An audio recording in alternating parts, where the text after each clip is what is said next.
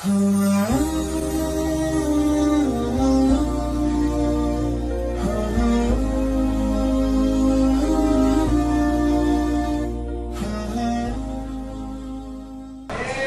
matal insan, kalau manusia mati, inqata'a, putus amalnya. Hadis riwayat Muslim. Tapi ada yang tetap mengalir. Mana dia? Shadaqatun jariyah.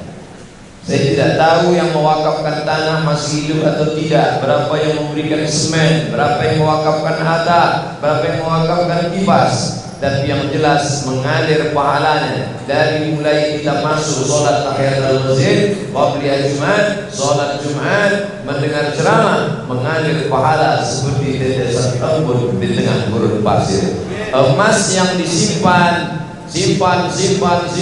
Ketika kita mati habis. Kalau yang menyimpan istri, maka itu sebenarnya tabungan suami untuk nikah sekali lagi.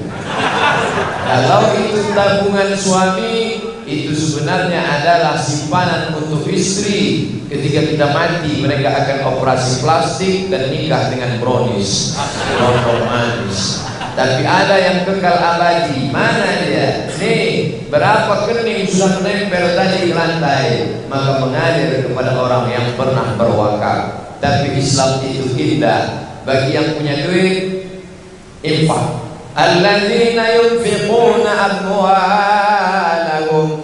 Kalau sudah cerita infak, pasti materi. Yang memberikan semen, infak. Yang memberikan batu, infak. Yang memberikan tanah, infak. Tapi bagi yang tidak punya harta, apa yang bisa diberikan? Islam adil. Bagi yang kaya, beri infak. Bagi yang miskin, sedekah. Likulli sulama minkum sedekah. Setiap tulang-tulang sendimu ada sedekah. Kalau engkau sanggup bawa semen 5 sak. Tapi kalau kau tidak sanggup bawa semen, bawa tulang-tulang menjadi 5.000. Kau ikut membuat adukan semen, kau ikut gotong royong, lecet tanganmu, tergilir kakimu, kau sudah bersedekah.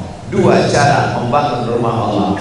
Bisa dengan harta, infak. Tidak bisa dengan harta, dengan nyawa, dengan diri, dengan tenaga, sedekah. Seringan-ringan sedekah. Tabassumika bi wajhi akhika sedekah. Senyummu ke wajah saudaramu, sedekah. Tapi jangan jadi yang ketiga. Harta tidak mau keluar, tenaga tidak keluar. Setelah masjid selesai baru datang. Nampaknya dia masjid ini orang neraka jahanam tempatnya.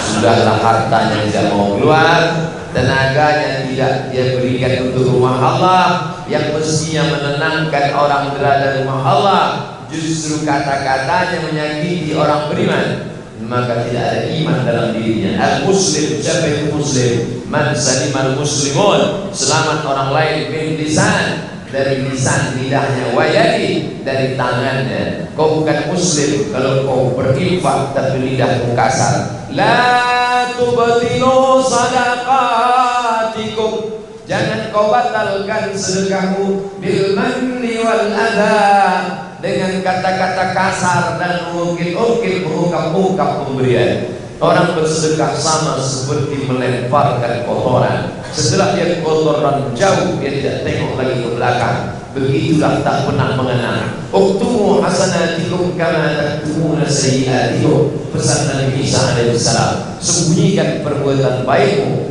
sebagaimana kau menyembunyikan dosa-dosamu. Sebagaimana kau tak ingin tahu dosamu diketahui orang, begitu pula lah engkau tak ingin kebaikanmu diungkap-ungkap orang. Ada namamu ditulis di dinding, wakaf dari hamba Allah, bolehkah ditulis? Tidak ada salahnya, karena Abu Dihdah menyumbang 600 batang korma, namanya sampai hari ini dikenang, hadisnya sahih. Ada lagi Abu Talha memberikan kebunnya Berohah di depan Masjid Nabawi, namanya dikenang sampai hari ini. Jadi kalau ada orang, jangan tulis nama saya, tulis saja untuk memberi motivasi. Ada sebagian orang, jangan tulis nama saya, jangan tulis. Terus hamba Allah aja. Emang bapak ngasih berapa? 5.000. Sudah tidak banyak, nama tidak ditulis. maka ini semua membangkitkan motivasi. Oh, kasihan masjidnya belum selesai, ini saya berikan 5 juta untuk masjid. Jangan kau katakan kasihan dengan masjid, kau meremehkan Allah. Ini rumah Allah, ini tempat paling suci. Allah Maha Kaya. Kalau Allah mau, tinggal dia katakan innama amruhu idza arada syai'an an yaqula lahu kun fayakun. Lalu apa sulitnya bagi Allah menyiapkan masjid? Apa sulitnya bagi Allah menyiapkan rumahnya?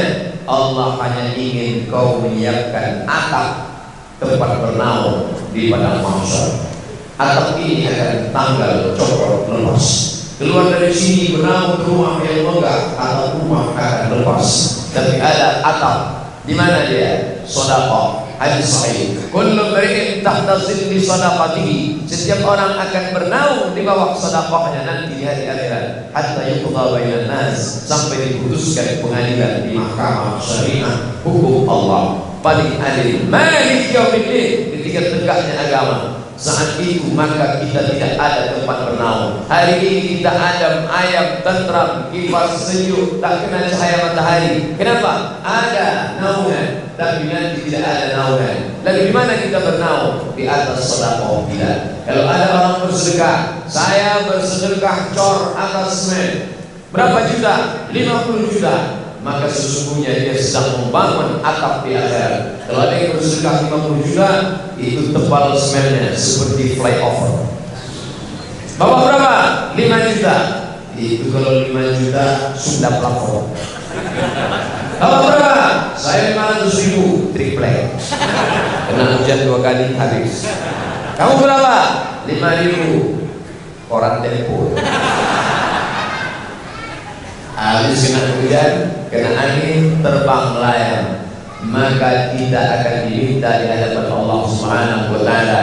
Min aina, dari mana dapatnya? Min aina tasabahu, kamu dapat dari mana harta ini? Wa bima anfaqahu, kamu pakai ke mana? PKDP sedang berdakwah, bukan penceramah, bukan ustaz, mendirikan satu bangunan masjid. Bagi yang mau pulang nanti foto, bagus. Apanya dipoto? Masjid dipoto. Update status Masjid PKDP, wakaf warga masyarakat Pariaman yang sukses-sukses. Bagi bapak ibu yang bingung uangnya mau dibuat kemana, bangunlah masjid seperti ini. Karena ada orang yang bingung uang mau dibuat kemana, akhirnya pergi kelas Vegas main judi, akhirnya pergi berzina kena penyakit sifilis HIV/AIDS, mati. Umur sudah tua 70, tapi selera 17. Dipaksakan juga berzina, dimakan pil Viagra 3 biji. Jantung tidak kuat, meletup, mati, meledak, putus. Sama seperti kau 70 diberi minyak pesawat, hancur, mati dalam keadaan su'ul khatimah. Tiap hari kita berdoa, Allahumma khtim lana bi husnil khatimah wa la takhtim alaina bi su'il khatimah. Bagaimana cara mendapatkan husnul khatimah? Shadaqatus sirri tadfa'u mitatas su', bersedekah akan menolak mati su'ul khatimah. Anak muda dalam keadaan sujud di depan makam Ibrahim dalam Masjidil Haram, selesai tawaf dalam keadaan pakai kain ihram dalam Masjidil Haram, selesai tawaf pakai kain ihram, wudu belum batal, dalam keadaan sujud di depan makam Ibrahim. Kematian yang paling indah, tidak ada lebih indah daripada itu. Orang heran, seandainya dia ulama, orang tidak heran, mungkin dia kena amal solehnya. Seandainya dia orang tua, mungkin kena amalnya banyak. Kenapa anak muda ini dapat husnul khatimah? Orang datang ke rumah ibunya mereka tanya, Bu, bagaimana ceritanya anak muda ibu bisa mati husnul khatimah di depan makam Ibrahim? Saya tidak tahu, itu skenario Allah. Dia tidak pernah merencanakan. Tak satu pun dari kita pernah berencana ingin mati sedang sujud. Tapi kemudian beberapa hari setelah itu datang janda membawa beberapa anak yatim ke rumah ingin bertakziah. Kamu siapa? Saya adalah seorang ibu dengan kematian suami beberapa anak yatim kami. makannya ditanggung oleh anak ibu yang meninggal dalam keadaan bersujud. Orang tak pernah tahu dia anak muda biasa, dia bukan alim ulama, dia tidak penceramah, dia bukan anggota dewan, dia bukan gubernur, bupati, wali kota, manusia biasa, tapi diberikan Allah kehormatan. Kenapa? Karena anak-anak janda, anak yatim ini sebagian dari gajinya dia berikan makanannya, dia berikan pakaiannya, dibayarkan uang sekolahnya. Jangan sampai kita mati datang juga janda ke rumah kita. Bukan karena kita sekolahkan anaknya, bukan karena kita beli makannya, tapi karena kita sudah dikasih lama tidak sekarang.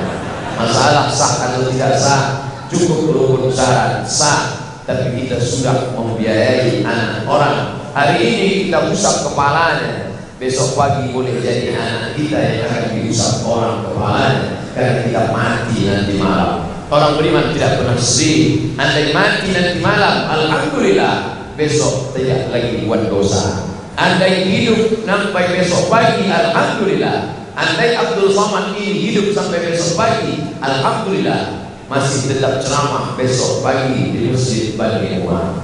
Andai meninggal nanti malam, alhamdulillah, besok tidak akan ada dosa lagi. Karena sementara dari Jakarta ke Pekanbaru pasti mau tidak mau tetap berdosa. Dosa apa? Dosa mata. Kenapa? Melihat pramugari.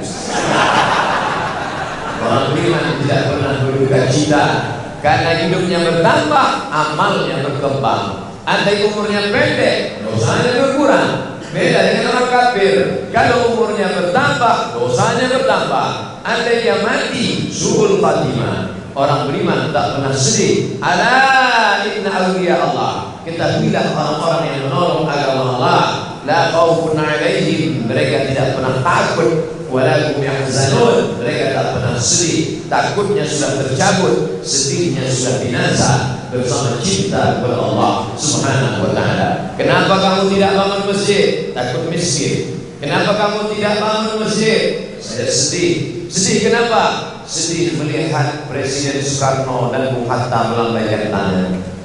Uang 100.000. Ketika diajak i'tikaf di masjid, Ustaz membimbing muhasabah, ya Allah, dosa kami begitu banyak, ya Allah. Dia tidak menangis. Ketika saat takbir Idul Fitri, Allahu Akbar, Allahu Akbar, Allah mengalirkan air mata, dia tidak menangis. Tidak ada kesedihan dalam diri. Tapi begitu kotak lewat keluar 100.000, disitulah menetes lewat. Sedih. Orang beriman tidak pernah sedih karena kau berikan 100.000. Kama sari habbah 1 biji, ambatan 7 sanabil, tumbuh 7 cabang. Wa fi kulli suqulatin 100 habbah, akan tumbuh 100. 1 jadi 7. Dalam setiap bulir ada 100, 200, 300, 400, 500, 600, 700. Wallahu yudha'ifu liman yasha. Allah melipat gandakan lebih daripada itu. Wallahu wasi'un 'alim. Allah maha luas karunia-Nya. Yang paling tinggi adalah zakat. Di bawah zakat adalah infak. Di bawah infak adalah sedekah. Di bawah sedekah adalah wakaf. Di bawah wakaf adalah hibah. Di bawah hibah adalah wasiat. Ini amal-amal harta. Amal badan sudah Allahu Akbar. Amal badan Bismillahirrahmanirrahim. Amal badan. Subhanallah, subhanallah, subhanallah, subhanallah. Amal badan. Mendengarkan pengajian, amal badan. Melihat Al-Quran, amal badan. Tegak tahajud malam, amal badan. Tapi ada amal harta. Tidak masuk surga hanya karena badan, tapi juga karena harta. Kau bisa masuk ke dalam surga Allah. Masuk ke dalam masjid, doanya Allahumma ftahli abwaaba rahmatik.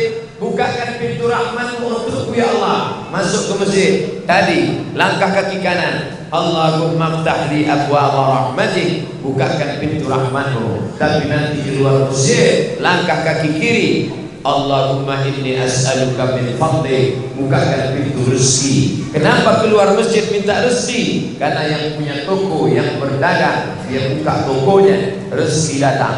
Yang punya tanah, dia tanam tanaman, rezeki datang. Yang punya usaha bisnis, rezeki datang. Maka ketika kau sudah dapat, ada hak orang lain keluarkan. bukan menakut-nakuti, bukan ceramah horor. Setiap harta yang mesti keluar tapi tidak dikeluarkan, dia akan keluar dengan caranya sendiri dan tidak disangka-sangka. Seorang bapak yang kaya, rumah besar, mobil besar, kebun besar, bini besar.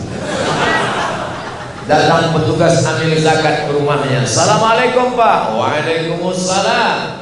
Kami petugas ambil zakat ingin mengutip zakat Bapak. Kelihatannya Bapak sudah mampu dari rumah dan mobilnya yang megah dan mewah. Apa kata dia? Kalian melihat saya mampu, tapi saya sedang beli utang. Itu rumah 5 miliar masih kredit, itu mobil 2 miliar belum lunas. Nantilah datang kalau semuanya sudah lunas. Oke.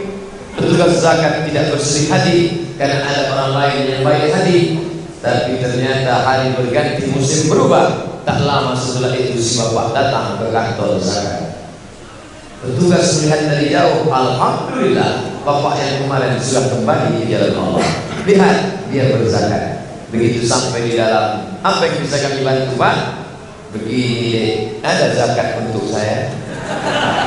Yang tahun lalu sombong, pongah, congkak, tidak mau berzakat, hari itu bertanya, adakah zakat untuk saya? Tu'izzu man tasha', kau kuasa mengangkat orang setinggi-tingginya. Wa tudhillu man tasha', kau berkuasa untuk menjatuhkan orang sehina-hinanya. Biyadikal khair, dalam genggaman tanganmu segala kuasa. Maka itu titipan Allah. Ketika harta yang dititipkan Allah kau bangunkan untuk masjid, Allah mengangkat derajatmu. Dan ketika kau pakai untuk maksiat, kau akan jatuh sehina-hinanya. Oleh sebab itu beruntung orang yang ketika ada hartanya. Zakat paling tinggi. Siapa yang punya pendapatan 85 gram emas dalam setahun, maka dikeluarkan 2,5%. 85 gram emas kali 500.000 1 gram sama dengan 42.500.000. Kalau yang mau keluarkan tiap bulan bagi 12, 42.500.000 bagi 12 sama dengan 3,6. Siapa yang berpendapatan 3,6 sebulan, dia sudah kena zakat. Dibulatkan mudah hitungnya 4 juta. Kalau ada yang penghasilannya 4 juta, maka dia keluarkan 2,5%. Cara menghitungnya mudah. 1.025.000, 1.025.000, 1.025.000, 1.025.000, 4.100.000 keluarkan. Baiknya langsung tiap bulan apa setahun sekali Pak Ustaz? Tiap bulan langsung 100.000. Saya setahun aja lah langsung 1.200.000. Jangan. Jumlahnya kan sama, jumlahnya sama, setannya beda. Kalau 100.000 ringan, kalau sudah 1.200.000 mau kemana bro? Mau bayar zakat. Berapa? 1.200.000. Tuh HP baru 1.100.000. Alladzi yuwaswisu fi sudurin nas, mereka yang berbisik-bisik, minal jinnati wan nas, dari kalangan jin dan manusia. Kalau yang berbisik di jin, kita bacakan ayat kursi, insyaallah selesai. Yang berbisik ini kawan sekantor kita, teman seranjang kita. Kalau kita bacakan ayat kursi, dia lebih hafal dari kita. Tapi dia menghalang kita. Ada yang pandai, saya tidak mau pakai ayat kursi Pak Ustaz. Terus pakai apa kamu mengusir dia? Seperti Nabi Ibrahim mengusir saat menggoda. Jumrah ula 7 batu, jumrah wusta 7 batu, jumrah akobah 7. Maka kalau mau bayar zakat, ambil batu 21. Ada kawan menghalangi, ini jumrah ula. Menghalangi kita beribadah saja kerjanya. Bapak punya tabungan 100 juta, maka zakatnya 1 tahun 2,5%. 100 juta 2,5 juta. Insya Allah bapak-bapak, adik-adik punya uang 100 juta masing-masing. Amin. Dari dunia aminnya gak yakin. Masalah uang kita tidak bisa nilai orang dari wajah. Ada yang kata putih, buka dompet 2.000. Ada yang jelek, hitam, pesek, duitnya banyak. Uang 100 juta, zakat 2 juta setengah. Tidak mau, dia simpan, tidak ada orang tahu. Tidak akan ada akuntan publik yang datang ke rumah kita. Tapi ketika kau simpan, kau pegang, kau simpan, kau pegang, ini satu kenikmatan. Jama'a malahu wa'addada, ngumpul ngitung, ngumpul ngitung, ngumpul ngitung. Jama'a mala, ngumpul, wa'addada, ngitung. Maka ada orang yang kerjanya ngumpul ngitung, ngumpul ngitung. Allahu Akbar. Jama'a mala wa'addada. Tapi cara Allah indah. Begitu Allah kuasa, uang yang tidak kau zakatkan itu akan keluar dengan caranya sendiri. Ada saja cara Allah buat dia keluar. Gak ada angin, gak ada hujan, tiba-tiba sakit itu. Ditusuk, dipijat, makin sakit. Ditusuk pakai jarum, akupunktur, sakit. Pergi ke dukun. Kamu kemarin obat pakai jarum ya? Ya, ini lebih kuat lagi. Apa? Paku payung. Makin sakit. Akhirnya pergi ke rumah sakit non di seberang sana, Singapura. Sampai di Singapura datang dokter bawa martil kecil. Dia tolong, aku anak apa pakai? Ternyata ini lutut sudah terlalu lama dipakai. Akhirnya, jadi gimana nih? Gimana saya? Tenang, jangan takut. Kita sudah siapkan lutut made in China. Sebelah kiri 40 juta, sebelah kanan 40, ongkos pasang 20, pas 100. Duit hantu dimakan setan. Dia hanya pernah lewat di tabungan kita. Dia hanya pernah mangkrik numpang di buku kita, tapi dia tidak pernah bisa menolong kita di hadapan Allah Subhanahu wa Ta'ala. Saya bangga sholat di masjid ini. Kenapa? Ini masjid impah orang-orang nun dari pulau Sumatera sana. Saya tidak bawa-bawa nama daerah, karena orang Islam kalau sudah dia sholat, dia tidak lagi bawa dari daerah mana. Tidak ada diajarkan Masjid Pariaman, yang lain dari itu tidak boleh masuk. Tidak ada Masjid Pariaman, ceramahnya harus bahasa Wawa. Ada Masjid Pariaman, sholatnya pakai bahasa Minang, Allah dan gadang panah. Ada. Setelah masuk ke rumah Allah, semuanya pakai bahasa Islam. Allahu Akbar, Allahu Akbar. Imam kita membaca Bismillahirrahmanirrahim, Ar-Rahman. Tapi bahwa dia berasal dari orang, ya, tetap disebut Masjid Nabawi. Siapa dulu yang mewakafkannya? Sahabat-sahabat. Ketika sampai masa pemerintahan Sayyidina Utsman bin Affan, maka saat itu renovasi. Ketika renovasi masjid, banyak yang komplain, gimana tiang-tiang wakaf bapak kami dulu? Gimana dinding-dinding wakaf ibu kami dulu? Kalau dihancurkan berarti tidak mengalir lagi. Maka Sayyidina Utsman membacakan hadis, man bana masjidan, siapa yang bangun satu masjid, banallah mislahu baitan fil jannah, Allah sudah bangunkan untuk dia istana di dalam surga. Tersenyum yang kaya, yang miskin melelehkan air mata.